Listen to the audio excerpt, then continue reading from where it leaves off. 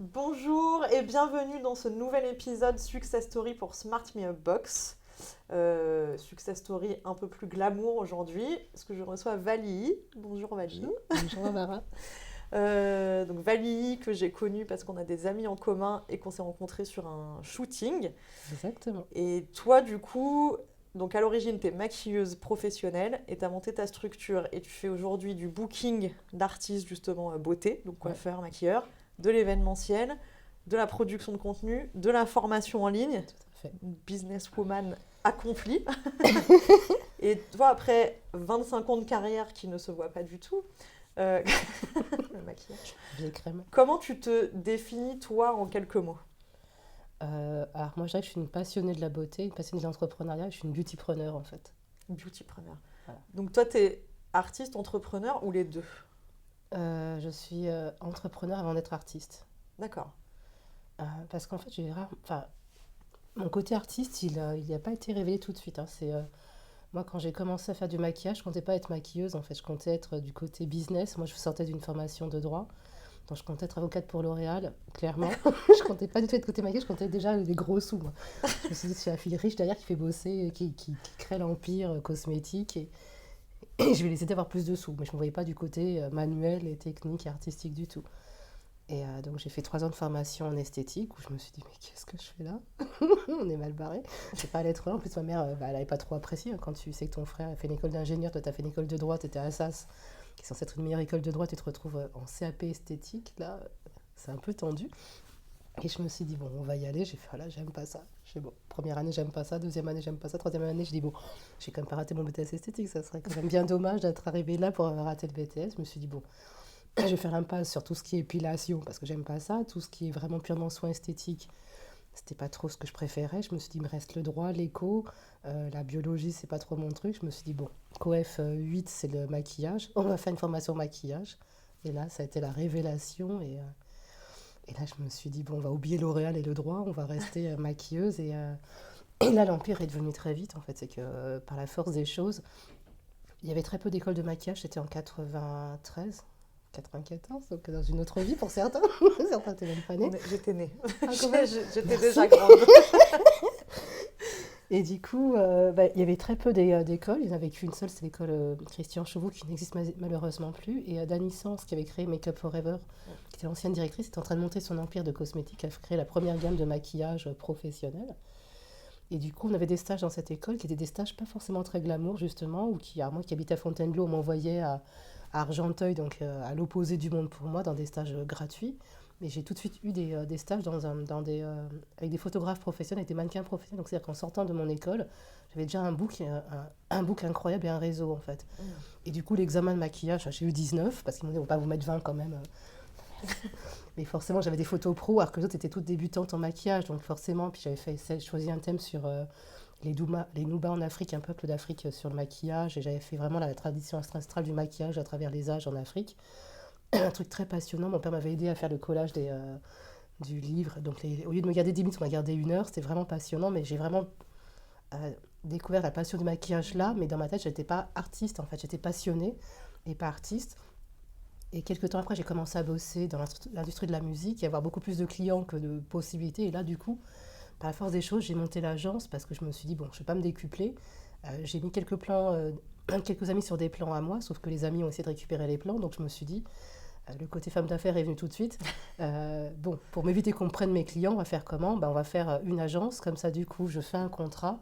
Ils ne peuvent pas, à droite à gauche, piquer mes plans. Ils sont tenus par les clauses de non-concurrence. Donc le droit m'avait vachement servi. Donc c'est vraiment plus ce côté-là qui était en avant que le côté artistique. Et puis les gens me faisaient bosser parce que, pas pour tant mes techniques de maquillage, en fait. C'était vraiment le côté humain qui faisait la différence. Le mindset et le côté humain plus que le côté artistique. Et jusqu'à présent, je pense que les gens qui bossent avec moi, c'est plus pour moi en tant que personne. Que je maquille bien ou pas, je pense que c'est même plus le sujet de la question, en fait. C'est vraiment le côté, j'ai apporté un bien-être sur place. Et le fait qu'ils savent que je vais être à l'heure, que même si je ne suis pas là, ça sera cadré. C'est le côté business qui fait que mon empire a perduré 25 ans, alors que depuis 5 ans, je ne suis plus active, moi, sur Alors, les réseaux, on pense que je suis active, mais moi, je suis tranquillement dans ma campagne. Tant mieux, hein, c'est le but, hein, au bout d'un moment, c'est là que tu as réussi. Hein. C'est ça qui est marrant, c'est que j'ai un copain qui m'a dit ce matin, t'as bossé beaucoup cet été. Mais non, cet été, en fait, rien, chez rien, j'étais tranquillement dans ma campagne, j'ai pas bougé. J'ai bougé du mois d'août peut-être une fois. Mais en fait, l'impression fait que ça donne cette impression de mouvement. Mais c'est vraiment, je te dis, le côté business qui l'a emporté sur le côté artistique, parce que je suis une passionnée avant tout, je me signifie pas comme une artiste, en fait. Et ce qui m'a amené justement à arriver à ce côté artiste, c'est les productions, c'est que j'étais frustrée. Quand tu maquilles un artiste français ou international, t'as pas de créativité, justement. Donc, tu es exécutante, on va mettre un coup de poudre, un coup d'anti-cerne. Et je me suis dit, en fait, le côté artiste s'est révélé en 2005, donc assez tardivement, où je me suis dit, ouais, mais je suis pas fait maquilleuse pour mettre juste un coup de cerne et un coup de fond de teint, de me faire un peu, de faire ce qu'on me demande de faire. Je suis pas une exécutante. Et j'ai commencé à faire mes premières productions photos comme ça, la première avec Matt. C'est une première séance photo pour magazine Soul R&B, où j'ai fait venir Matt et 5 copines à moi, et on s'est amusé à faire des thèmes particuliers. Et là, du coup, comme c'était ma production, je m'étais lâchée en termes de maquillage. Au départ, j'avais fait comme ça pour le fun. J'ai proposé à un magazine qui m'avait dit, oui, bon, on en fait juste une, mais après, on s'arrête là. Puis après, il me dit, mais tu fais quoi pour le mois prochain? Je fais, ah non, mais c'était pas prévu. Et du coup, j'ai commencé à être productrice photo comme ça, parce que c'était juste d'une envie de pallier à ce côté artistique qui me manquait. Mais ça, il est venu assez tard. J'ai commencé en 93-94, et le côté artistique m'a manqué qu'en 2005. Mais avant... Oui, avant, c'était plus passionnée, la rigueur, donc, business voilà, et au service de ta passion. La c'est ça qui t'a aidé aussi, à te lancer, en fait, finalement. Quand tu t'es lancé, quand tu as créé ton agence, qu'est-ce qui t'a aidé techniquement ou humainement ou dans tes connaissances à vraiment passer le cap et à te dire, là, je peux monter une structure et je me sens les épaules de le faire? Je me suis pas trop posé la question, c'est qu'en fait, j'avais tellement de clients et je me suis dit qu'en termes de temps, j'ai pas le temps. Et j'habitais à la campagne, donc j'avais 4 heures d'aller-retour en contrainte, et j'avais en fait le côté passionné qui l'emportait, c'est-à-dire que je peux avoir 10 boulots par jour, c'est-à-dire que je commençais mon premier à 10 heures, et il me disait, ouais, mais j'ai besoin de toi à 8 heures et tout. Du coup, j'y allais à chaque fois gratuitement comme ça, en fait. Et je me dis, en fait, mais la personne avait un budget que je ne prends pas, puisque du coup, comme j'ai un autre boulot et je me sens coupable de pas rester, j'y vais gratuitement, mais je trouve que c'est un boulot qu'ils auraient payé quelqu'un, en fait. Et je me suis dit, non, en fait, je suis en train de nier ma valeur, j'ai le syndrome de l'imposteur. Du coup, je laisse quelqu'un, je prends pas de pourcentage, et donc tout a commencé à se structurer comme ça. Je me dis, je suis en train de me faire un peu avoir par des amis qui, eux, ils ont besoin de moi. Sauf que moi, comme je me suis déjà engagée ailleurs et je n'ose pas dire non aux autres, je vais faire aussi le boulot. Donc je me souviens avec 3, 4, 5, 6 boulots par jour avant mon premier vrai boulot.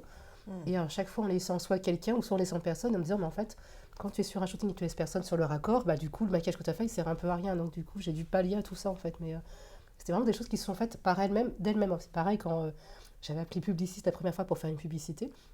Je me dis, ouais, je suis maquilleuse pro, je bosse avec des célébrités, je voudrais bosser chez vous. On ne prend que des maquilleuses d'agence. Donc je me suis dit, ok, ça fait 2-3 fois qu'on me parle d'agence. Je monte l'agence en fait.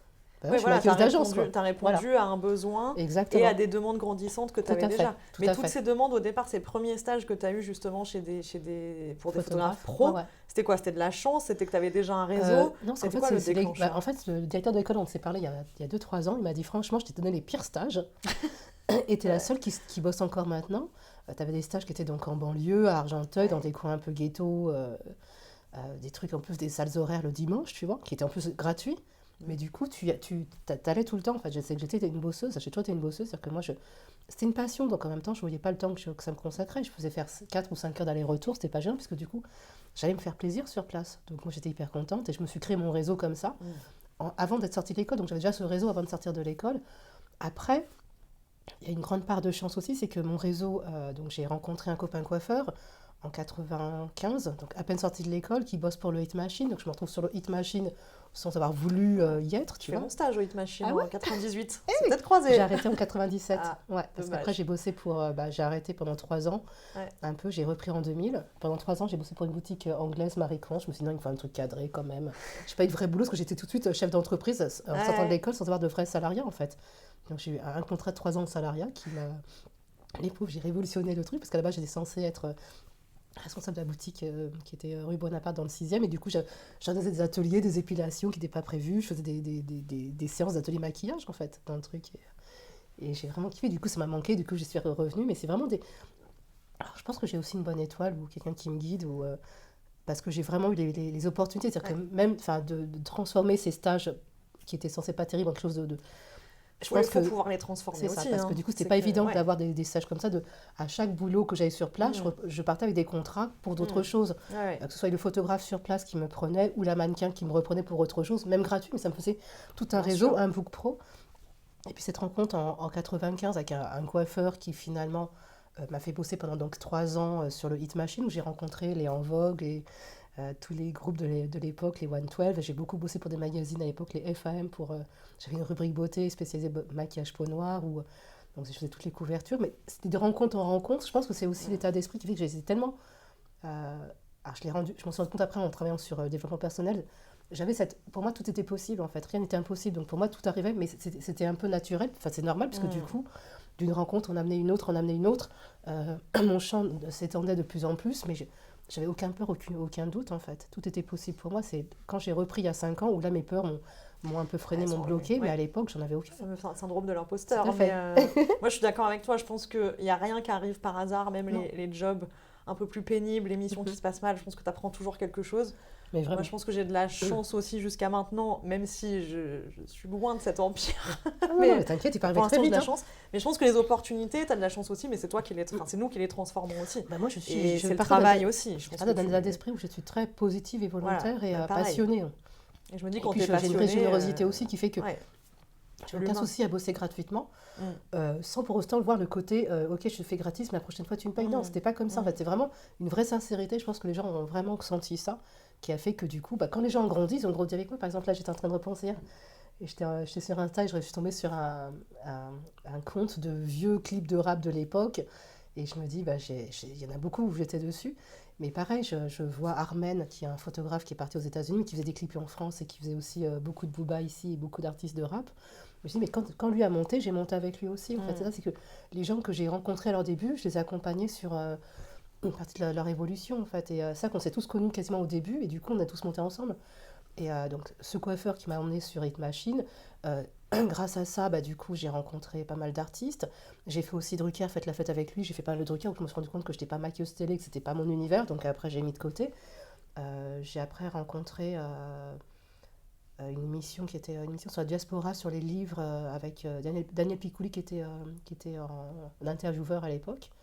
Et je me suis rendu compte que la télé, c'était pas mon univers, mais même si j'étais intéressée par tout ce qui était monde de la littérature, j'ai dit, bon, c'est dommage. Et puis finalement, j'ai pris cet emploi salarié pour me dire que quand même, j'ai un salaire. Donc si je dois payer à la fin du mois un truc, comme quelqu'un d'autre.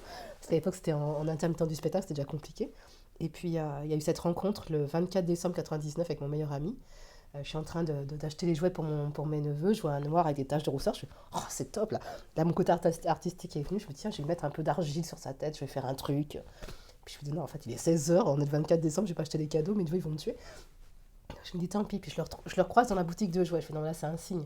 Je dis, donne-moi ton numéro. Je suis maquilleuse pro, je donne ma carte de visite. Je te rappellerai, j'ai une idée de thème pour ton visage. On va faire un truc, tu vas voir, ça sera génial. Et puis il me dit, ouais, ok.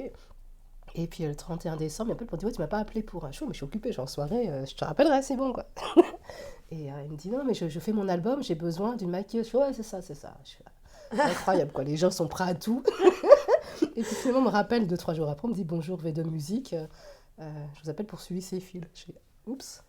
Je dis, attendez, je vous rappelle. Et je rappelle, et je me dis, c'est un fake, tu vois. Ouais. Et puis en fait, je rappelle, c'est V2 Musique, bonjour. Je fais, non, c'est effectivement, voilà, celui fait son album, son premier album, celui a bossé pour NTM, machin. Je fais, ah ouais, ok. Et il fait l'album, celui ses fils, et il cherche la maquilleuse pour le suivre sur la photo de l'album, les clips et tout ça. Et c'est comme ça que ma carrière de musique a commencé, mais un hasard. Et c'est bon, parce que moi, du coup, je pensais qu'il était plus jeune que moi, en fait. Et pareil, c'est le même souci, c'est qu'à l'époque, il avait déjà 30 ans passés, et sauf que je pensais que c'était un petit 18 ans. Donc je me suis dit, moi j'ai 30 ans, qu'est-ce qu'il vient me parler, lui, hein. On n'a pas le même âge, on n'est pas dans le même cours. C'est gentil, c'est un petit jeune des Antilles, il sait pas, il parle à une grande dame, mais non, en fait, il a 20 jours de plus que moi, on en rigole encore maintenant. On est toujours très proches, et en fait, il a créé un vrai empire lui aussi. Ouais. Il a créé Royal Wear, donc du coup, j'étais modèle, j'étais directrice de production, enfin, je fais plein...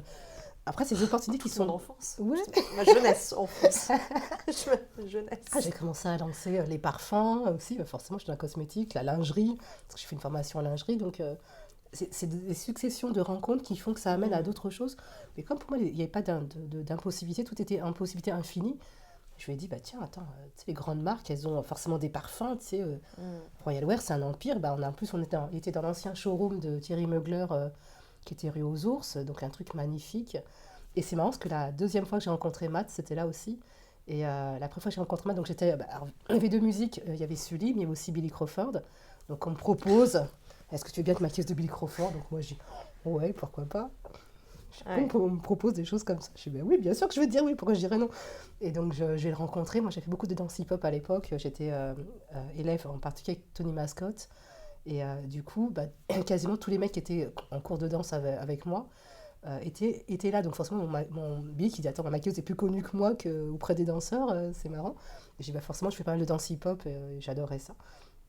Et du coup, donc, il y a une connexion qui se crée. D'ailleurs, Billy, je l'ai vu il n'y a pas si longtemps que ça. Il n'y a pas très longtemps, il m'a présenté sa femme que j'ai... Oui, mon équipe maquillée pour la Fashion Week et on est encore en contact depuis tout ce temps-là. Il avait joué devant mon lycée, moi, lui. Ah oui, non. J'étais au lycée pas loin d'Énergie et du coup, il était venu faire j'étais sûrement là. Un petit concert devant le lycée. Les profs étaient ravis. Ils étaient tous en retard parce qu'il y avait Billy Crawford qui jouait dehors. Et moi, j'ai retrouvé l'autre fois chez mes parents, j'ai encore mon sweat Billy Crawford. Oh, c'est énorme. C'est marrant. Dédicace à Billy si tu nous écoutes. Dédicace à Billy. Forcément, il sera abonné à ce marque. Il y a intérêt, forcément, on ne peut pas rater ça. Non. Et donc, du coup, j'ai rencontré Billy. Et du coup, je l'ai suivi pendant un moment. Puis, du coup, on va au Hit Machine, donc petit retour en arrière. Et on présente à Billy les gagnants de Popstar, notamment Matt. Et puis, du coup, on dit, voilà, c'est lui. Donc, moi, je suis dans l'ombre de l'artiste. Quelques jours après, donc, au showroom de Sully, donc chez Royal, on me dit, tu n'étais pas maquilleuse de Billy Hit Machine chez Sissi. Je ne fais pas forcément le rapprochement, mais c'était Matt. Et quelques jours après, M6 m'appelle pour me dire, voilà, Matt t'a repéré.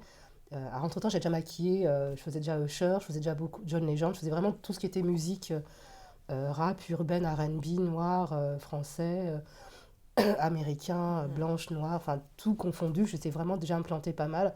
J'avais fait aussi très souvent Wallen, qui me manque beaucoup d'ailleurs. Ouais, il nous manque à tous. Ah ouais, vraiment. Et donc du coup, j'étais une des plus vieilles maquilleuses déjà, du métier. Expérimentée. Aussi. Une des plus expérimentées, pas une des plus vieilles. Ah, mais déjà, parce que c'est vrai que j'ai commencé assez tardivement dans ma carrière. C'est vrai que le maquillage, c'était pas ma dominante. J'ai pas commencé comme la plupart à 20 ans. Moi, j'ai commencé à 25 ans, 24-25 ans. Ouais, mais moi, je trouve déjà ça jeune pour se lancer. Moi, je me suis lancée à 30 ans passés. Donc, moi, je trouve ça... Non, mais moi, c'est dans quelle année? C'était à quelle époque? Ouais, mais justement, moi, je trouve que... Enfin, en tout cas, par rapport à ma génération, à mon époque d'étudiante, tu vois, quand t'es étudiant entre 20 et 25 ans, il y avait vachement moins de gens qui avaient déjà monté leur boîte et tout. Je trouve que maintenant, ou à 25 ans, j'ai l'impression qu'ils ont des... Enfin, c'est moins anodin. T'as plein de gens qui ont déjà monté des boîtes, ça a marché, ça n'a pas marché, mais ils essayent, ils se lancent plus. Il y a quand même plus une dynamique... Moi, j'ai très peu d'amis entrepreneurs. Il y en a qui le deviennent de plus en plus.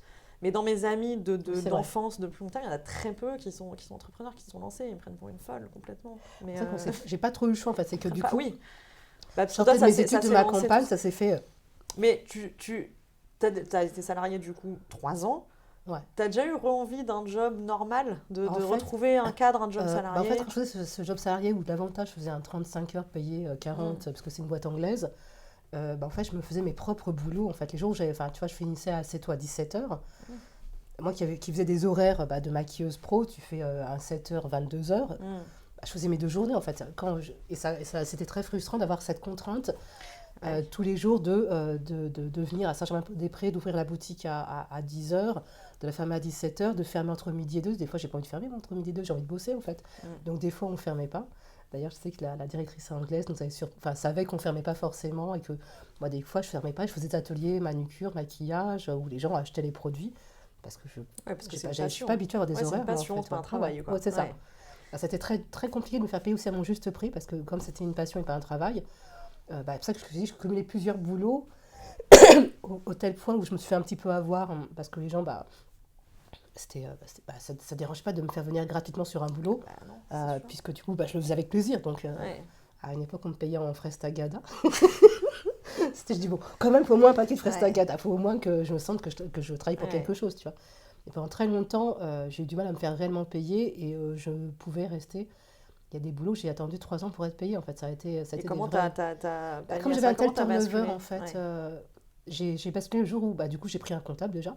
Ça te calme. Et surtout, c'était que j'étais partie en tournée avec Matt en 2006. On était partis dans le monde entier. Et j'avais un agenda papier à l'époque, et j'avais mon petit Nokia N65 que j'ai toujours d'ailleurs. Et j'étais en train de tout noter tranquillement à la main. Donc non seulement il y a eu un vol qui fait que j'ai perdu mon agenda papier, et le téléphone allait bugger, donc j'avais plus et j'avais 3 mois de facture non faites. Mais personne m'a contacté pour me dire, Valérie, en fait, il nous manque les factures pour les 3 mois en fait. Et là je me suis dit, on va prendre un comptable et on va tout faire de façon carrée, structurée, mais je ne peux pas moi le faire en tournée dans un tourbus. C'est clair. Et perdre 3 mois de boulot et que personne m'a contacté pour me dire Valie. Et en plus, à l'époque, je bossais beaucoup en pub. Et la pub, c'est 1 500 € la journée. Donc, quand tu sais que tu as fait au moins 25 jours de pub à 1 000 € que tu as perdu, tu fais, on va être plus vigilant. En fait, c'est pas juste une passion, c'est un business. En fait, c'est ça. C'est qu'à un moment, il faut t'entourer aussi, il faut te structurer, il faut t'entourer soit de personnes, soit d'outils, en tout cas, qui vont faire que tu professionnalises un peu plus et que tu peux plus être là que par passion. Quoi. C'est pas possible. Je me suis dit la partie chiante où on m'appelle pour dire c'est où, parce que du coup, moi, je fais bosser une équipe. Donc, je m'appelle pour demander où est l'argent. Je fais pas les factures, je relance pas, je paye pas. J'ai quelqu'un pour ça. Là, j'ai pris un autre cabinet qui a une assistante parce que les monos comptables, ou quand il est pas là, t'as pas de nouvelles avec les filles. Après, tout l'été, c'est moi qu'on appelle. Je veux plus de ça. Donc, du coup, j'ai pris maintenant un cabinet plus grand qui a une structure qui fait que justement, s'il y a un souci, elle ne comptable pas, il y a son assistante, mais moi, je ne veux plus savoir ce qui se passe de ce côté-là, en fait. Je veux juste voir que l'argent arrive comme ça. Mais je veux plus qu'on me prenne la tête et on me dise... Après, je comprends qu'elle s'inquiète de ça, en fait, parce que c'est ma société, c'est à moi qu'elle demande. Mais sauf que moi, je paye quelqu'un pour le faire, pour ne pas avoir à le gérer, en fait. Je veux ne pas avoir mon temps pour ça, en fait. Oui, et rester dans ton cœur de métier, dans ton activité. Mais totalement. C'est sûr. Et du coup, tout ce que tu as développé après, parce que du coup, l'agence, on a compris, ça s'est fait par opportunité, par besoin, parce que tu perdais tu risquais de perdre tes contrats, donc tu voulais être structuré. Et tout ce qui était après production audiovisuelle de programmes, événementiels, formation en ligne, tout ça, tu l'as développé par envie vraiment de diversifier ou par opportunité aussi, parce que tu réponds à un besoin ou à un besoin client ou à une envie à toi? Alors, la côté production photo, c'était vraiment par un manque d'artistique. En fait, quand tu maquilles des artistes, tu peux jamais aller très loin, même sur les artistes américains. La seule où je pouvais, même quand j'ai fait Rita Ora, c'était l'eyeliner, les fossiles, la bouche rouge. Je ne pouvais pas sortir de là. Donc, vraiment, quand on te dit de quoi faire, t'es maquilleuse, t'es exécutante. C'est comme si j'étais à l'école de maquillage et que le prof me montrait un maquillage, à moi de refaire la même chose. Et c'est ça mon métier. Mais non, en fait, j'étais partie quand j'ai commencé le maquillage, mais je le suis devenue. Et en fait, du coup, moi, j'ai un rapport à la peau, aux textures, aux matières qui me manquait. Et donc, du coup, je me suis dit, les jours où je suis off, ce qui n'arrive pas très souvent, j'appelais un copain photographe, un copain caméraman, une célébrité, des copines, et on s'amusait à faire un kiff où je m'amusais à enchaîner plusieurs looks par personne. Du coup, je l'ai montré à un pote qui m'a dit, mais tu devrais le revendre ça pour des magazines. Je suis bon, non, mais c'est juste un kiff et tout. Il fait, non, mais vends-le.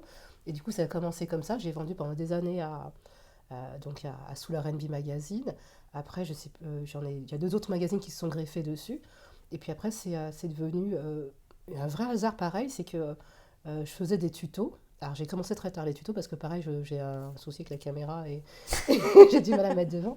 Et Thierry Saïd, le manager de MAC, m'avait demandé en 2005, Valie, est-ce qu'on ne devrait pas faire, j'ai envie de faire un cadeau à ma femme. J'ai acheté les trucs pour des pinceaux pour maquiller, mais c'est une vidéo qui présente les pinceaux. Est-ce que tu voudrais pas me faire une vidéo, toi, où tu montres comment... je fais non. Il m'a dit, mais si, c'est un truc, je suis sûre, j'ai acheté ça chez Sephora, bip. Et on devrait refaire la même chose avec quelqu'un qui montre comment il utilise les pinceaux. Donc, il était à l'origine des premiers blogs. Si je l'avais écouté, derrière, il m'a dit qu'on a failli être riche. Mais sauf que j'ai dit, mais tu mets une caméra, et ma voix, elle s'éteint toute seule. À une époque, tu mettais une caméra, je peux même m'évanouir. Donc, et je me rappelle que, je crois que j'ai fait mon premier tuto, j'ai dû le faire assez tard en 2013. J'ai fait une crise d'asthme, après j'ai fini aux urgences. Donc, bon... Oui, alors en effet, ça valait pas le coup, c'était compliqué après, pour faire un blog. Je comprends, en plus, je passais une semaine aux urgences après. C'est vraiment, ce truc m'a traumatisé, qu'on était en petite configuration, mon assistante qui était la modèle, mon caméraman, la styliste et moi. Là, ça va, ça va aller. Là, ça va, mais je commence à être un peu habituée, tu vois. Je ferais juste une crise d'asthme demain. Je ferais juste une semaine. Je prendrai des nouvelles. Je ferais juste 2 jours d'hôpital, j'en ferais pas une semaine. Mais c'est vrai que ça m'avait traumatisée. Donc, et il m'avait dit, tiens, ça serait bien que tu fasses ça. Du coup, je n'avais pas du tout fait. Mais du coup, j'ai dit, par contre, ça m'intéresserait de faire des interviews de célébrités, en fait. Et on a fait la première avec Matt, forcément, qui lançait sa ligne de vêtements Aura. Et j'ai adoré de produire, en fait, ce côté. Donc, d'être derrière, d'avoir le journaliste, d'avoir l'artiste qui répond à des questions un peu autres que ce qu'on lui apporte d'habitude. Et je me dis, ça, j'aime beaucoup. Et donc, du coup, l'émission, elle est passée chez auféminin.com, c'était sur Auféminin, On a fait Vita, on a fait une dizaine d'émissions comme ça. C'était entre 2013 et 2015, je crois. Et j'avais aussi des tutos que j'avais faits sont passés sur auféminin.com. Et j'avais fait aussi des interviews pour eux de célébrités. C'était en fait, on faisait aussi un truc qui s'appelait Je veux le look de. Donc c'est un look de star à petit prix. On avait fait Kim Kardashian et puis une autre actrice. Ça avait super bien marché. Puis les événements de 2015 ont fait que j'ai tout arrêté.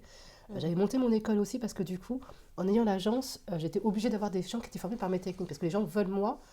Alors je me suis dit, en clonant des techniques de Vali, les gens seront contents.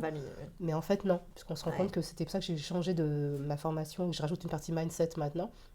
En fait, moi, juste aux techniques de Vali, ça ne suffisait pas. Il fallait le côté Vali qui arrive, qui n'a aucun problème. Quand elle est là, tout se passe très bien et tout est forcément... t'es la maquilleuse, c'est le premier poste que la personne va rencontrer. Donc, si ça se passe mal avec toi, toute la journée, la personne peut être foirée et tout le shooting qui va avec. Donc, tu es censé arriver à absorber le trop-plein de mauvaise énergie ou de bonne énergie de la personne pour que tout se passe de façon idyllique.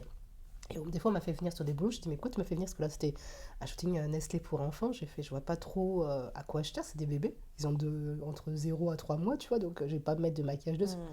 Je dis, mais quand ça se passe bien, il y a une bonne esprit, un bon vibe. Donc, on est là. Je suis au prix que je suis payée. Faites-moi faire un truc, tu vois. On me dit, non, juste, c'est là, ça se passe bien. Donc, on te fait venir pour ça.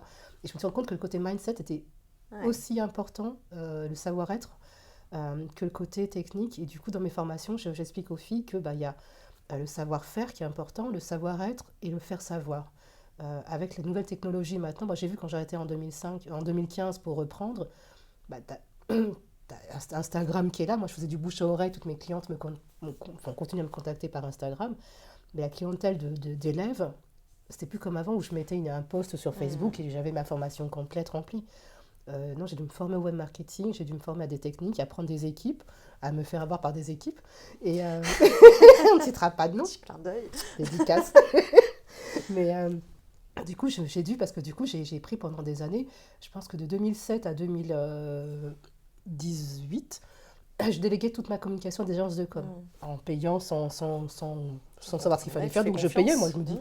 Après, tu dis, bon, mes réseaux, ils ne bougent pas trop, j'ai pas trop de clients, j'ai pas trop de retours. Après, tu dis, bon, attends, tu te poses des questions, tu dis, quand tu lâches des 2-3 000 euros par mois en communication, tu dis, ouais, mais en fait, je devrais pas avoir un petit retour quand même. Peut-être que ça devrait faire. Et du coup, tu te formes, en fait, tu te rends compte qu'en fait, non, en fait, on ne fait pas forcément ce que tu as besoin. J'ai fait, nombre de fois que j'ai refait faire mon site internet, je pense que j'ai bien dû le faire depuis 2011, j'ai dû refaire au moins 10 fois mon site. Donc, fallait m'appeler, Valérie. Oui, on va s'appeler après pour que on va réétudier ça. C'est ça qui est compliqué, je trouve aussi, c'est que d'un côté, on nous dit quand on est entrepreneur, enfin moi depuis que je me suis lancée, que tu peux pas tout faire tout seul, qu'il faut apprendre à déléguer, qu'il faut machin. Dans le même temps, soit on n'a pas les moyens, il faut savoir où tu délègues aussi, parce qu'on peut pas forcément tout financer quand on se lance. Il faut savoir à qui tu délègues. Et comme tu dis, on fait confiance parce que c'est censé être des professionnels et une fois que tu sais avoir. Et tes amis, donc il ne faut pas hésiter à se former. Et je vois que non plus, tu n'hésites pas à te former. Et est-ce que c'est ça le secret pour durer et pour être là depuis 25 ans? C'est que tu sais aussi... après, il faut avoir confiance aussi aux gens, mais c'est vrai qu'il faut se former. C'est vrai que ce soit en technique maquillage ou en technique business, j'ai dû me former. En fait. C'est vrai que pendant c'est quand j'ai voulu justement créer ma formation, en me disant qu'est-ce que j'aurais aimé avoir moi. J'aurais aimé avoir cette partie business...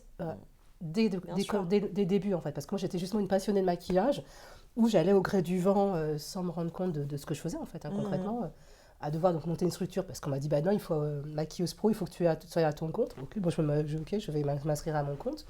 Il faut que tu aies une agence. Ok, je crée une agence. Enfin, je faisais ce qu'on me disait de faire, mais pas dans l'ordre où j'aurais peut-être dû le faire si j'avais fait. C'est-à-dire que j'ai mis un peu la charrue avant les bœufs, c'est que la partie communication je l'ai faite après et la partie structure de société je l'ai faite après. Moi, j'ai tout fait ce qu'il fallait faire, qu'on me disait de faire, mais j'étais pas cette chef d'entreprise dans l'âme tout de suite. Je sais que je devais l'être. Je l'étais forcément parce que ça m'a permis d'être où je suis. Mais en fait, j'aurais aimé avoir les outils que j'ai maintenant quand j'ai créé mon truc, parce que là, mon empire, il serait mondial, en fait. Il a fallu trouver un autre angle, une autre cible, un autre positionnement, de plus être maquilleuse et agent maquilleur qui me plaît, mais former, transmettre, c'était ma passion. Et puis le fait d'avoir une sorte de formation, ça me permet d'avoir un vivier de maquilleuses formées pour mes clients. Bah oui, ça sert. Donc je me suis dit, mais qu'est-ce qui fait qu'une maquilleuse sera meilleure qu'une autre? C'est son mindset en fait. Sa technique, je peux toujours la former, la maquilleuse. Par contre, son mindset, si elle ne l'a pas, ça va être compliqué. Donc du coup, là maintenant, mes formations sont axées sur trois pôles. Le savoir-faire, le savoir-être et le faire savoir. Et c'est vraiment sur ça que je mets l'emphase en ce moment, mais à distance. peut-être que je reprendrai les présentiels. Mais là, en plus, c'est un format qui fonctionne bien. Ça arrange tout le monde aussi. On a tous envie de se former. Et puis, du coup, c'est moins contraignant, c'est moins cher en ligne. Totalement. Et puis surtout que moi, je ne vise pas le marché français, je vise le marché francophone, parce que du coup, moi, j'ai beaucoup de développement personnel dans ma formation sur le mindset. Et qu'en France, on est encore un petit peu à la traîne. Alors, les maquilleuses pro sont encore plus en retard sur ça. Quand je leur parle de branding, je leur parle de pourquoi, de positionnement. Je sais que je ne leur parle pas de mots qui sont faciles pour elles. C'est dommage, je trouve. C'est dommage. Moi, c'est pareil, j'ai découvert ça sur le tard. On n'a pas eu ça aussi, en école de communication. On aurait dû avoir tous ces trucs-là. On n'a pas eu tout ça. On apprend après, mais c'est bien. Moi, ça fait 4 ans que je découvre le web marketing et que cette histoire de branding... et de réseaux sociaux, et quand tu vois les blogueuses boutiques qui ont créé des vrais empires sur la cosmétique alors qu'elles n'ont pas les techniques, et tu dis mais... juste sur leur image. Je me dis mais si on prenait 10% de leurs techniques, on serait déjà plus long en maquillage. Mais en même temps, c'est vrai qu'on n'est pas comme ces maquilleurs-coiffeurs américains qui, eux, sont des artistes à part entière. Ils sont aussi artistes que les... comme je parlais de Mario, le maquilleur de Kim Kardashian. Il fait brasser des foules, hein, le mec, quand il vient. Non seulement les filles, elles ont des cadeaux...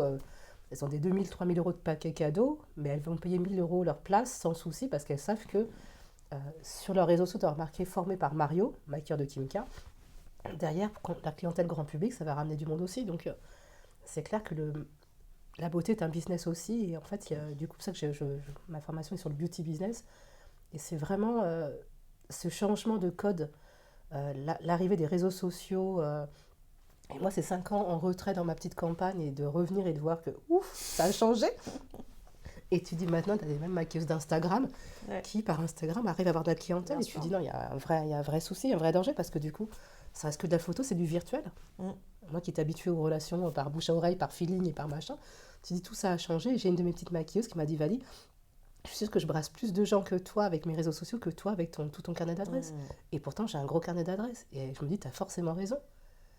Il faut se renouveler, il faut réapprendre à communiquer, à se positionner. Et puis surtout que quand tu as pris pendant 20 ans, quand tu vois une caméra, tu te caches, et que là, du coup, ta caméra, c'est censé être ton nouveau meilleur ami, c'est compliqué. Hein.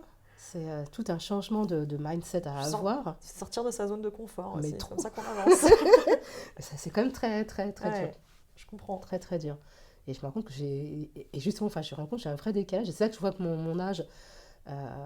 Après, c'est clair, c'est que j'ai aussi mes valeurs. Donc après, je ne vais pas aller contre mes valeurs. Donc j'ai beaucoup de choses qui font que les réseaux sociaux sont mon ami, mais ça ne va pas devenir non plus mon outil de prédilection. Ça va pas être esclave. Non. Ça non plus.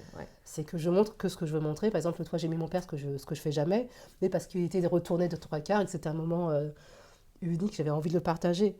Mais c'est clair que lui de face en train de... Ça ne sera jamais. En fait, on ne verra jamais son visage de face. C'est comme les gens qui cachent leur enfant. Voilà, c'est mon pourquoi. Montre trop. Oui, d'ailleurs. Dédicace aussi. Ça j'ai mais mal.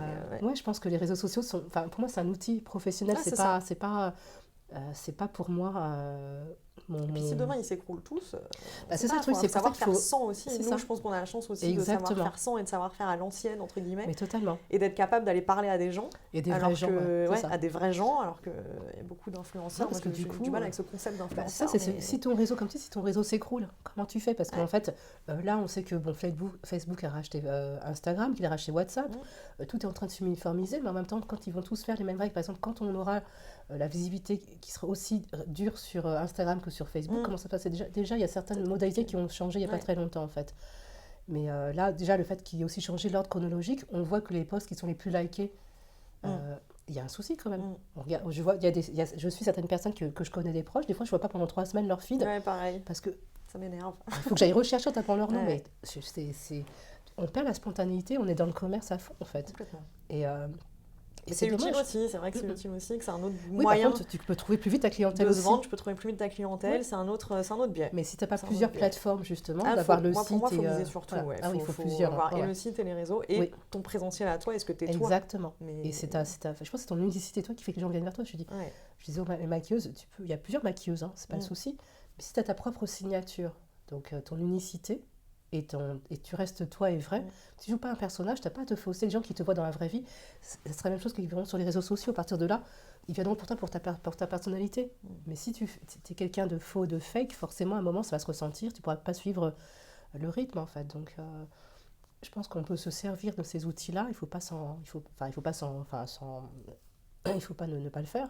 Mais il faut le faire avec parcimonie, en fait, comme pour tout. Oui, puis je rebondis sur ce que tu disais tout à l'heure, sur le pourquoi et sur les valeurs.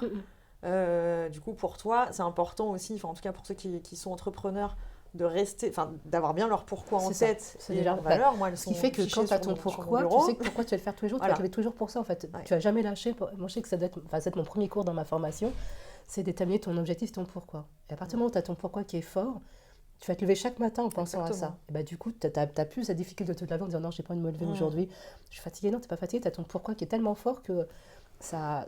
Tu ne peux pas ne pas réussir, en fait. C'est ton objectif, c'est ta vision. Il faut avoir une mission, une vision, en fait. Tu ne peux pas ne pas avoir ça. Et tu as déjà connu l'échec, toi, Alors, je touche du bois, mais... on ne va pas dire un échec, mais on va dire que quand j'ai voulu reprendre, il y a quelques années, le maquillage, je me suis confrontée à me dire, attends, là, du coup, j'ai plus envie de faire du présentiel, je vais faire du en ligne, comment je fais ? Alors, c'est pas un échec, c'est de devoir sortir de ma zone de confort qui était, j'ai un super réseau, je connais tout le monde me connaît, dans le métier du grand public, sauf que les maquilleuses pro ne me connaissent pas, en fait. Elles connaissent mes concurrentes qui étaient là pendant les 5 ans que j'étais pas là, qui étaient sur les réseaux, qui étaient actives, et qui, du coup, ont été qualifiées à la place du qualif et sont devenues prédominantes. Et comment toucher cette clientèle-là de maquilleuses que j'ai envie de former, mais qui ne me connaissent pas.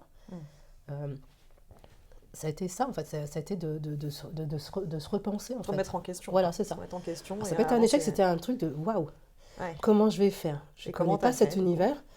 Du coup, j'ai commencé à m'entourer, en fait. C'est simple. Moi, je ne connaissais pas, donc je me dis, je ne vais pas faire un truc que je ne sais pas. Je vais m'entourer de personnes qui étaient des pros du marketing et qui m'ont dit, ta contrainte de ne pas faire du présentiel, on va tout faire en ligne, on va te montrer comment le faire. Donc, on va communiquer, on va te créer une marque, une image. Alors, on est parti sur des stratégies. Des fois, j'avais soit mon agence qui était en avant, soit c'était moi qui étais en avant. Enfin, plein de choses pour enfin trouver, je pense qu'on a trouvé il y a 1 an la recette qui me marchait très bien, c'est que du coup, ma marque, c'est moi, en fait. On communiquait sur l'agence, mais l'agence, c'était pas l'école non plus. L'agence, c'était quand même sur l'agence, on ne peut pas mettre de choses... c'est très confidentiel, donc sur l'agence, je ne peux pas communiquer de ce que je voudrais. Alors, sur Vanille, je suis un peu plus libre de mettre plein de sujets, en fait. Alors, c'est pas que je suis lisse, mais je vais pas forcément donner mon avis sur tout. J'ai aussi, dans mon devoir de maquilleuse, un devoir de réserve et de discrétion, donc je vais pas forcément parler de toutes les choses que j'aimerais parler. Pas par censure, mais parce que c'est mon métier qui fait que j'ai des règles de déontologie et mon savoir-être fait que certaines choses, je n'irai jamais au-delà de certaines limites sur les réseaux sociaux, mais il a fallu que je me repense différemment et que je détermine mon pourquoi, justement mon branding, ma marque, mon réseau, mon site, mes outils de communication, mes newsletters, apprendre tout ça, en fait, c'était un b.a.-ba de reprendre un nouveau métier de zéro. Et de cette formation que j'ai prise en plusieurs polyformations, moi j'en ai créé ma propre formation pour après la transmettre à d'autres personnes. Alors c'est marrant parce que beauty business en France n'est pas un truc qui existe vraiment. On doit être 2 ou 3 à former à ces techniques-là, qu'aux États-Unis c'est une manne financière incroyable et au Canada n'en parlons pas, en Australie aussi, je me dis même en Australie, même en Belgique. Les pays anglo-saxons, à part Belgique, mais...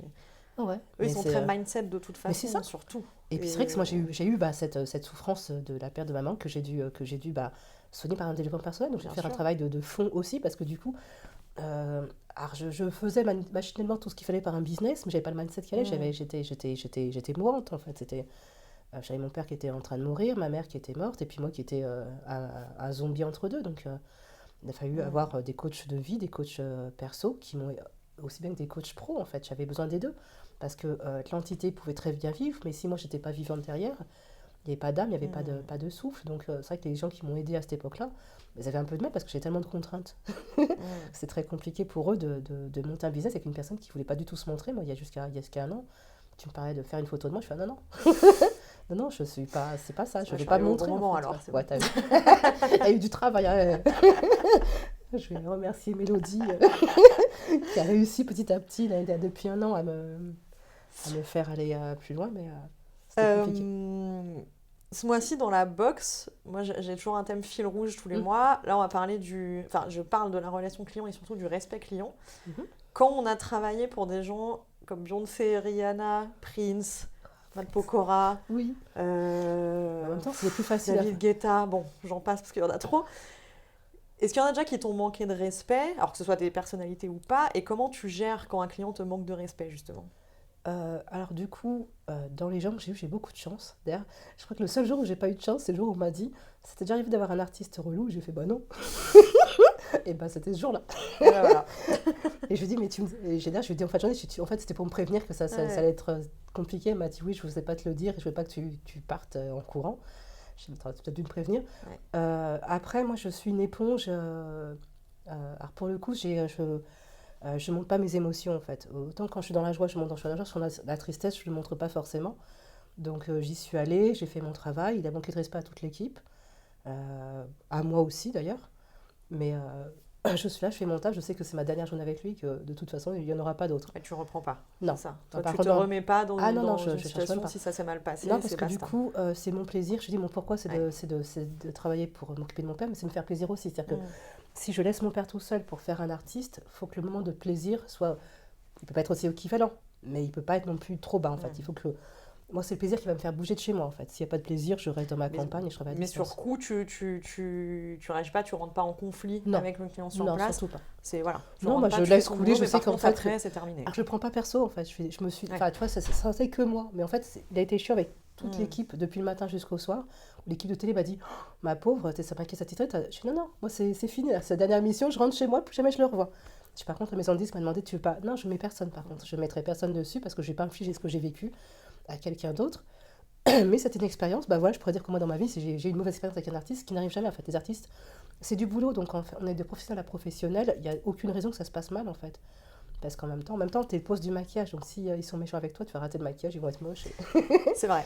Pas faux. C'est stratégique pour eux. C'est vrai. Moi, c'est que dans ma technique de signature, je commence par un massage du visage. Donc, je détends la personne, même si elle est fatiguée, stressée, énervée. Le fait que je la détende et que je la masse, ça calme tout. Donc, c'est pour ça qu'on me fait souvent venir moi, parce que je suis le tampon qui fait que j'aplanis les choses avant. Donc, ça s'est jamais mal passé, à part cette fois-ci. Et encore, il a été au départ agréable avec moi. Bon, je n'ai pas fait son massage parce que je n'avais pas forcément envie, parce qu'en plus, maintenant, je suis giteuse, donc je choisis qui je masse et qui je masse. T'as raison. Je sais que d'ailleurs c'est David Guetta une fois qui m'avait dit l'année dernière au NMA, c'est la première fois que je le massais, il m'a dit attends, au bout de 15 ans c'est maintenant que tu me masses. En fait les autres ils ont ça tout le temps fait rembourser. Je fais mais on n'a jamais le temps, d'habitude il y a 3 minutes pour te faire, donc là on a eu 5, j'ai fait 2 minutes de massage, donc ma chérie, la prochaine fois tu arriveras beaucoup plus en avant et tu auras droit à ton massage. Mais non, les rapports avec les artistes sont beaucoup plus simples. Je trouve que la clientèle particulière, c'est celle qui m'a posé le plus de problèmes, donc j'ai arrêté. Moi je me fais pas de contraintes, je me fais pas... mon business c'est mon bébé, c'est un bonheur. Je ne peux pas faire quelque chose qui ne va pas me faire plaisir. En fait, après 25 ans de métier, non, j'ai perdu ma mère. Je ne peux pas me mettre plus de souffrance que j'ai déjà eu, donc je ne vais pas m'en rajouter. Donc, si c'est quelque chose qui n'est pas un point positif dans ma vie, je ne fais pas. Je pense que même au début, moi j'ai fait l'erreur au début sur des trucs qui n'allaient pas, de prendre quand même, de pousser parce que tu te dis je me lance, il faut que je prenne. Parce qu'il faut manger aussi, il faut qu'il y ait de l'argent qui rentre. Parce qu'en fait, quand je me suis lancée, j'avais aucune peur parce que j'étais dans mon truc, je ne voyais pas l'échec, je n'avais pas de possibilité d'échec. Donc, c'est maintenant que je me dis... mais en même temps, je me dis maintenant, pourquoi fait que je vais pas m'obliger en fait à faire des choses que j'ai plus envie de faire. Non, ça c'est sûr. Je pense Pendant 25 ans, j'ai donné ma vie aux autres en fait. Ouais. Pendant 25 ans, j'ai bossé 7 sur 7 sans vacances, sans week-end. Et les jours où j'étais en repos, je faisais mes productions parce que je ne pouvais pas vivre sans ça. Et le fait d'avoir pris du recul, je me dis, c'était bien. Ma vie était pour les autres. Maintenant, ma vie est pour mon père et pour moi. Donc à partir de là, tout ce que je fais, c'est pour nous en fait. Donc il n'y a plus rien que je fais qui n'est pas dans mon... bien-être à moi. Si ça vient me contrebalancer mon bien-être, je stoppe. Je vais au bout du truc si je me suis engagée, mais après j'arrête. Et je vais pas m'imposer à me torturer. Non, puis ça sert à rien en fait. C'est à moi que je me fais du mal, donc quel intérêt? Je suis devenue ma priorité. Il était temps au bout de 25 ans. Mieux vaut tard que jamais. Oui. On va bientôt arriver à la fin de l'interview. C'est passé vite. C'est tellement vite. On bavarde toutes les deux. Et t'as vu ça? Si tu devais résumer là, toi, ta carrière en 3 mots seulement. Magnifique rencontre. C'est les 2 mots. Et bonheur. C'est positif. Ouais. Et si là, tu avais un conseil à donner à la communauté Smart Me Up Box qui va avoir cette interview, ça s'adresse normalement à des entrepreneurs qui sont déjà lancés. Quel conseil tu pourrais leur donner pour durer? Déjà, d'être clair dans ses valeurs et dans son pourquoi. Moi, c'est vraiment ça qui a deux... Pour toi, c'est le point de départ. Oui, parce que de ça fait que toutes tes décisions dépendent de ton pourquoi et de tes valeurs. Et si ce n'est pas aligné avec tes valeurs, ne le fais pas, en fait, tout simplement. Même si tu perds un client, tu en auras un autre de mieux qui sera dans tes valeurs, mais ne t'impose pas à faire des choix pour faire plaisir aux autres à ton détriment. Ça, c'est vraiment la vraie leçon que je retire de tout ça, en fait. C'est que pendant très longtemps, j'ai voulu faire plaisir aux autres. quand toi, tu as vraiment besoin des autres, ils ne sont pas forcément là. Donc du coup, je me suis dit, on va changer toutes les règles, en fait. Pourquoi je fais les choses, pourquoi j'ai fait mon business, et du coup, trouver une vraie authenticité à mon business, une vraie légitimité, et me faire confiance à moi et à mon intuition aussi. Il faut aussi s'écouter, et pas être justement en attente des autres et avoir peur du regard des autres, en fait.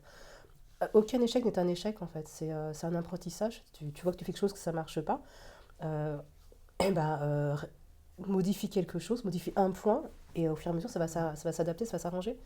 Mais rien n'est définitif, rien n'est écrit définitivement, en fait. Tout est perfectible, en fait. Top. Merci beaucoup. Avec plaisir. Merci. Et merci à vous aussi d'avoir regardé cette interview. On se retrouve bientôt pour une prochaine et j'espère que vous aurez appris plein de choses dans celle-ci. J'espère.